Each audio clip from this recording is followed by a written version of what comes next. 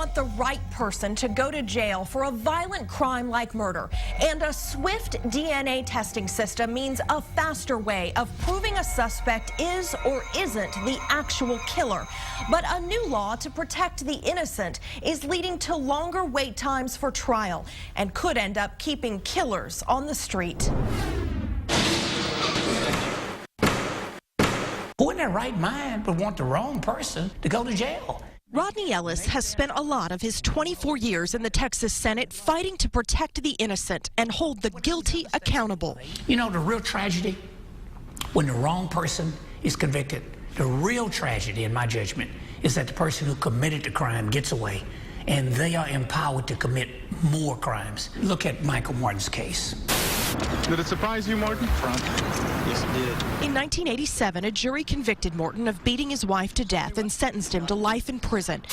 It took almost a quarter century to prove prosecutors hid evidence that could have cast doubt on Morton's guilt.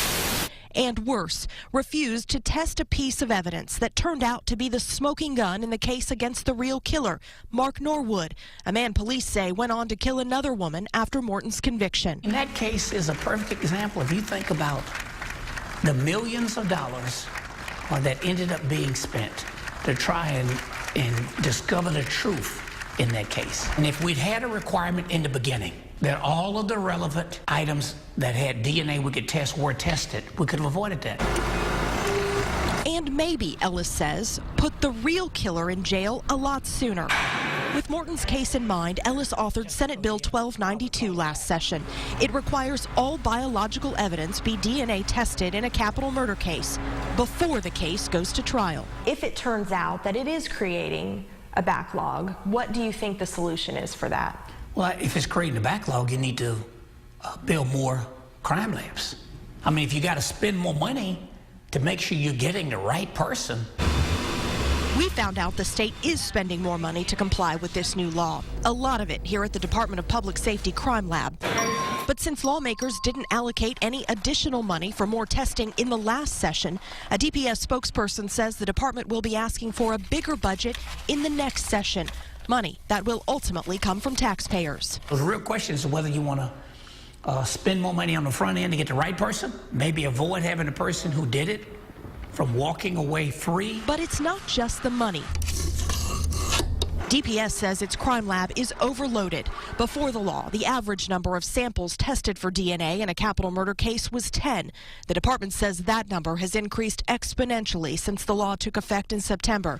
And that could mean longer wait times for test results, possibly keeping violent killers on the streets longer, too. Even Michael Morton says common sense should come into play.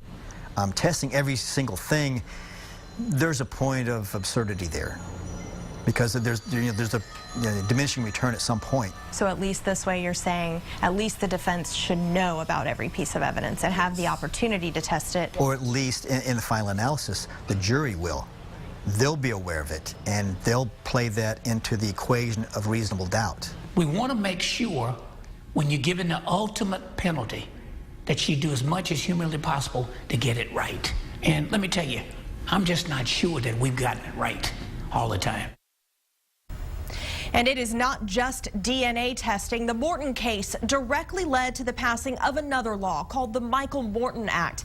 Tonight on KXAN News at 10, our investigator Robert Maxwell continues the investigation into the unintended side effects of this law that, Robert, really is meant to prevent harm. Yes, and this law, Shannon, is about evidence, all evidence, anything a defense attorney might need. Now, some prosecutors and police say it might be putting a strain on both finances and resources. This law has some unintended consequences.